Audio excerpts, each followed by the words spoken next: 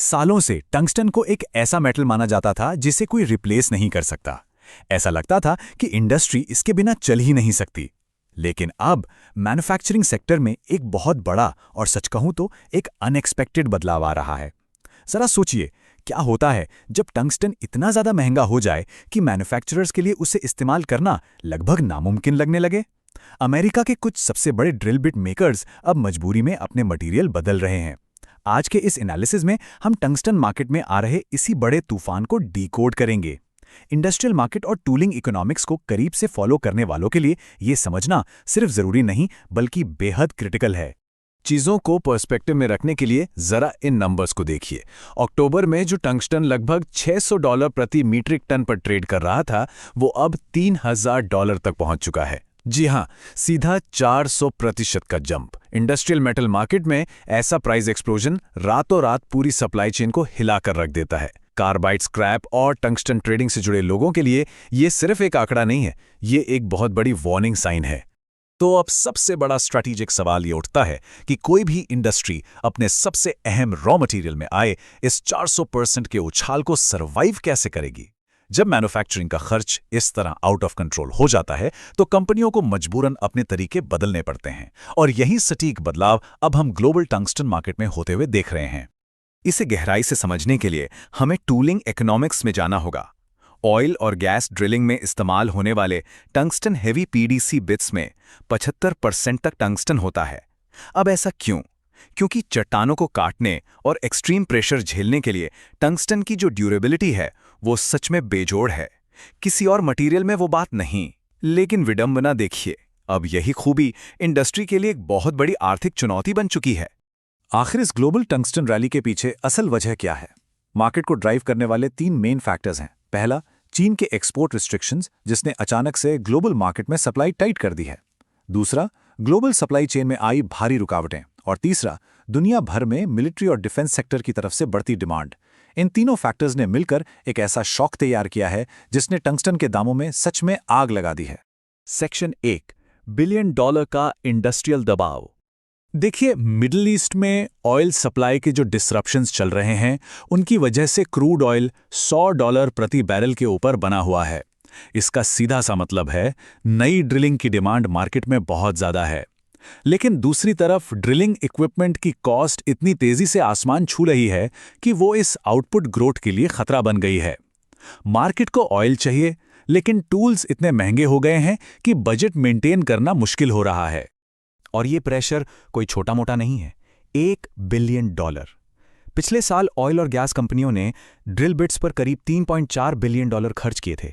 लेकिन टंगस्टन की इस बढ़ती कीमत की वजह से इस साल इंडस्ट्री के खर्च में करीब $1 बिलियन और जोड़ सकते हैं। ये एक बहुत बड़ा अमाउंट है। क्या मैन्युफैक्चरर्स इस एक्स्ट्रा खर्च का बोझ उठा पाएंगे? स्पियर्स एंड एसोसिएट्स के वाइस प्रेसिडेंट रिचर्ड स्पियर्स ने इस सिचुएशन को बहुत सटीकता से समझाया है। उनका कहना है कि ड्रिल बिट्स कुल वेल कॉस्ट का एक बहुत छोटा हिस्सा होते हैं, लेकिन ड्रिलिंग के लिए ये सबसे ज़्यादा अहम है। यानी एक छोटी सी टंगस्टन कार्बाइड की टिप पूरे ऑपरेशन को या तो रोक सकती है या उसे प्रॉफिटेबल बना सकती है। यही वजह है कि इंडस्ट्रियल बायर्स अब रिस्क कम करने के लिए नए रास्ते तलाश रहे हैं। सेक्शन 2, स्टील बॉडी प्रोडक्शन में आ रहा बदलाव। ये संकट कितनी तेजी से बढ़ रहा है, इसका अंदाजा वेराल एनर्जी सॉल्यूशंस के chief commercial officer Jamie sparing के इस स्टेटमेंट से लगाया जा सकता है।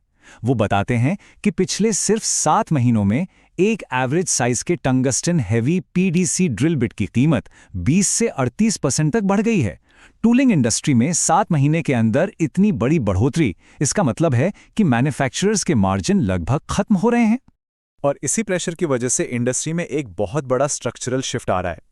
वायरल एनर्जी ने अपने बायर्स को इस इन्फ्लेशन से बचाने के लिए अपने ग्लोबल प्रोडक्शन का करीब 20% हिस्सा टंगस्टन से हटाकर स्टील बॉडी डिजाइन्स की तरफ शिफ्ट कर दिया है। ये एक बहुत बड़ा इंडिकेटर है कि जब रॉ मटेरियल बहुत ज़्यादा महंगा हो जाता है तो कंपनियां ऑल्टरनेटिव्स ढूंढ ही लेती हैं। वैसे इंडस्ट्रियल मेटल मार्केट्स उम्मीद से कहीं ज़्यादा तेज़ी से बदल रहे हैं। टंगस्टन डिमांड पैटर्न्स और लाइव मार्केट इंटेलिजेंस से अपडेटेड रहने के लिए हमारे व्हाट्सएप चैनल से ज़रूर जुड़ा जा सकता है। ये 20 से 38% का जंप तो बस एक शुरुआत है। ऑल्टेरा ड्रिलिंग टेक्नोलॉजीज में ड्रिल बिट्स के लिए ओवरऑल मैन्युफैक्चरिंग कॉस्ट पिछले 1 साल में करीब 45 से 50% तक बढ़ गई है। सोचिए, इतनी तेजी से बढ़ती लागत किसी भी बिजनेस मॉडल को तोड़कर रख सकती है। अल्टेरा के सप्लाई चेन डेटा को अगर हम देखें तो ये रियल टाइम प्रोडक्शन शिफ्ट बिल्कुल साफ हो जाता है। पिछले साल तक उनका प्रोडक्शन 50-50 था, आधा स्टील और आधा टंगस्टन हैवी बिट्स। लेकिन आज वो अपने प्रोडक्शन का 65 से 70% हिस्सा स्टील बॉडी बिट्स में शिफ्ट कर चुके हैं और टंगस्टन का हिस्सा सिर्फ 30 से 35% रह गया है।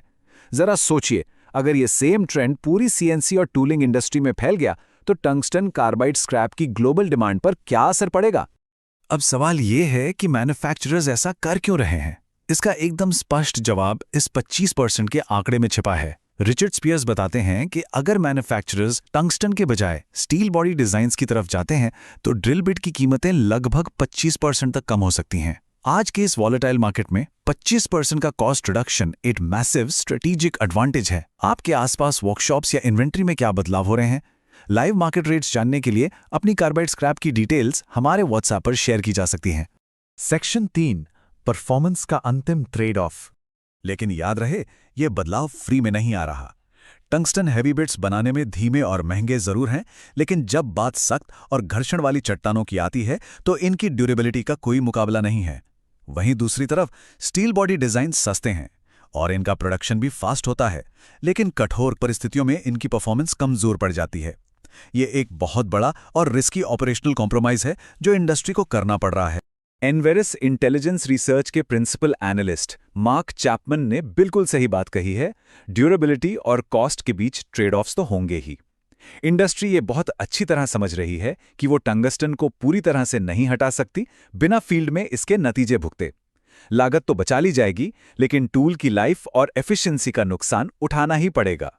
तो अंत में एक सबसे बड़ा सवाल जो हर टंगस्टन ट्रेडर और कार्बाइड स्क्रैप डीलर को खुद से जरूर पूछना चाहिए। जब इंडस्ट्रियल बिहेवियर बदलता है तो कमोडिटी मार्केट भी उसी के साथ बदल जाते हैं। अगर मजबूरी में ही सही इंडस्ट्रीज ने टंगस्टन का इस्तेमाल कम करना सीख लिया और वो परमानेंटली इसके विकल्प अपनाने लगी, तो आने वाले समय में टंगस्टन मार्केट के भविष्य का क्या होगा? क्या ये सिर्फ एक अस्थायी क्राइसिस है या फिर पूरे टूलिंग इकोसिस्टम में एक बहुत बड़े स्ट्रक्चरल बदलाव की शुरुआत? इस एनालिसिस में शामिल होने के लिए शुक्रिया। मार्केट के ऐसे ही स्ट्रेटेजिक और इनसाइडर अपडेट्स के लिए हमारे साथ बने रहें।